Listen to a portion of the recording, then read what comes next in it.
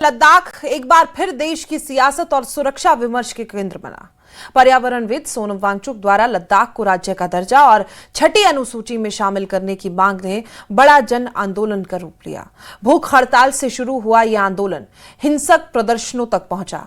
लद्दाख में छठे शेड्यूल की मांग, भूख हड़ताल, हिंसक घटनाएं और एनएसए के तहत कार्रवाई। पूरे घटनाक्रम की पूरी रिपोर्ट देखिए।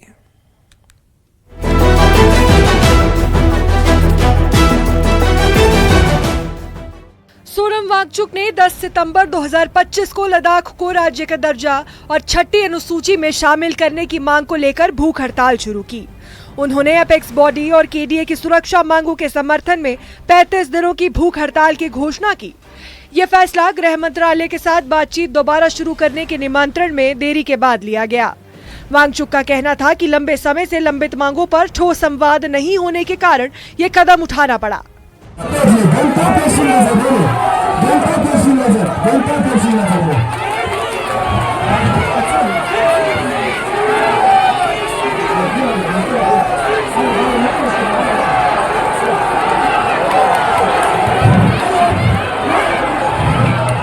23 सितंबर को भूख हड़ताल के 14वें दिन 2 अनशनकारियों की तबीयत बिगड़ने पर उन्हें अस्पताल में भर्ती कराया गया। इसी बीच बातचीत की तारीख 6 अक्टूबर तय होने से नाराजगी और ज्यादा बढ़ गई।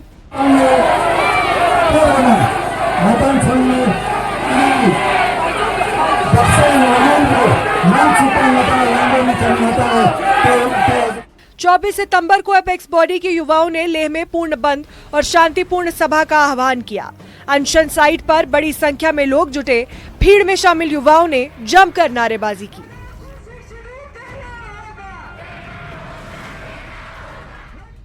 स्थिति तब बिगड़ी जब भीड़ हिल काउंसिल कार्यालय और बीजेपी कार्यालय की ओर बढ़ने लगी। इसके बाद सुरक्षा बलों और भीड़ के बीच हिंसा भड़क गई। इस हिंसा में सेवानिवृत्त सैनिकों सहित 4 युवाओं की मौत हो गई। हिल काउंसिल असेंबली हॉल और बीजेपी कार्यालय में आगजनी की घटनाएं भी सामने आई। घटना के तुरंत बाद सोनम वांगचुक ने अपनी भूख हड़ताल समाप्त करने की घोषणा की। उन्होंने कहा कि हिंसा सरकार के खिलाफ आवाज उठाने का उनका तरीका नहीं है। लद्दाख के लिए और व्यक्तिगत मेरे लिए सबसे बड़े दुख का दिन है, क्योंकि जिस रास्ते पे हम 5 साल से चलते आए, शांति का रास्ता था, जिसमें हम खुद पे दर्द और दुख लेते थे। 5 बार अनशन किया, लेह से दिल्ली तक चल के गए, मगर आज हमारे शांति के पैगाम को असफल होते देख रहे हैं, क्योंकि लेह में काफ़ी हद तक हिंसा हो रही है, गोलीबारी हो रही है, आगजनी हो रही है। तो मैं अपील करना चाहता हूँ लद्दाख के युवा पीढ़ी से कि वो इसे जितना हो सके जल्दी रोक दें। ये कोई लद्दाख के मुद्दे का समर्थन नहीं है, बल्कि इससे ये मुद्दा और भी गंभीर होता जाएगा। मैं अपील करना चाहता हूँ युवा पीढ़ी से कि वो अपना ये रोक दे, और अपील करता चाहता हूँ एडमिनिस्ट्रेशन से भी कि वो गोलाबारी रोक दे। 26 सितंबर को सोनम वांगचुक को उनके पैतृक गांव उले से राष्ट्रीय सुरक्षा कानून एनएसए के तहत गिरफ्तार किया गया। उन्हें विशेष विमान से जोधपुर जेल भेजा गया। उसी दिन इंटरनेट सेवाएं 9 अक्टूबर तक निलंबित कर दी गई। 29 सितंबर को 24 सितंबर की घटनाओं की न्यायिक जांच की मांग को लेकर एपेक्स बॉडी ने गृह मंत्रालय से बातचीत के बहिष्कार की घोषणा की। इसके बाद सरकार ने न्यायिक जांच के आदेश दिए।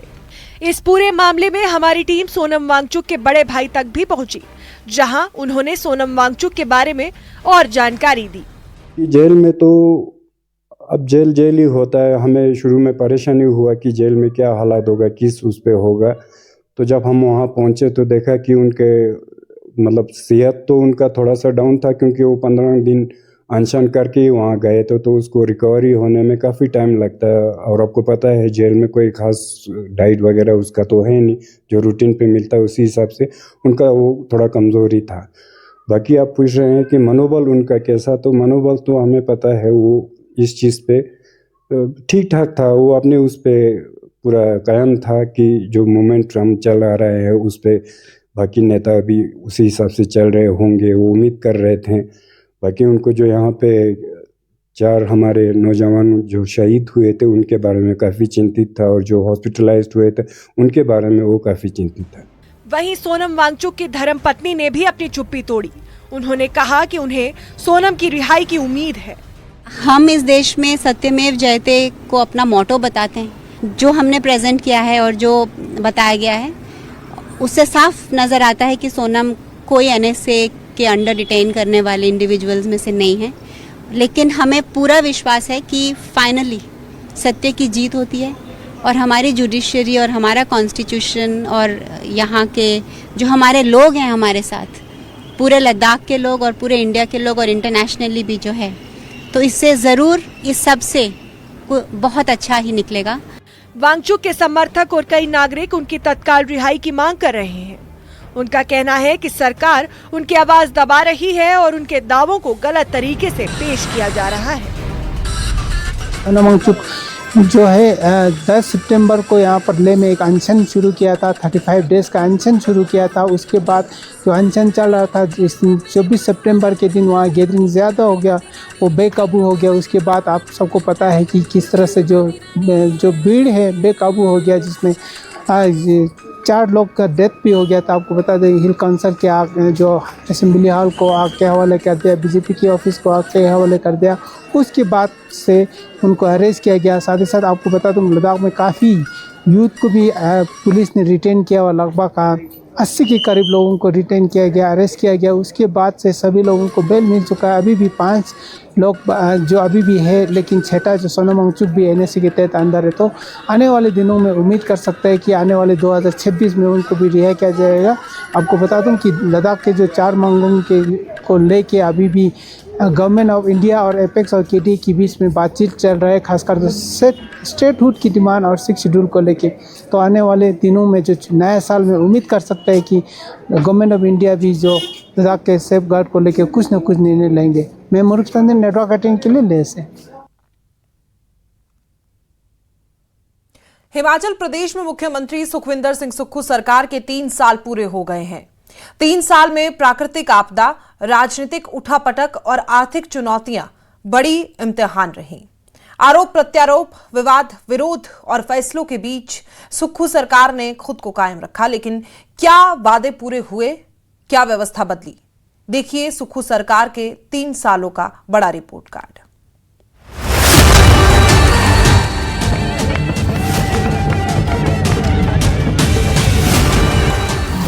11 दिसंबर 2025 को सुक्खू सरकार के 3 साल पूरे हुए। ये 3 साल प्राकृतिक आपदाओं, आर्थिक बदहाली और राजनीतिक भूचाल से भरे रहे।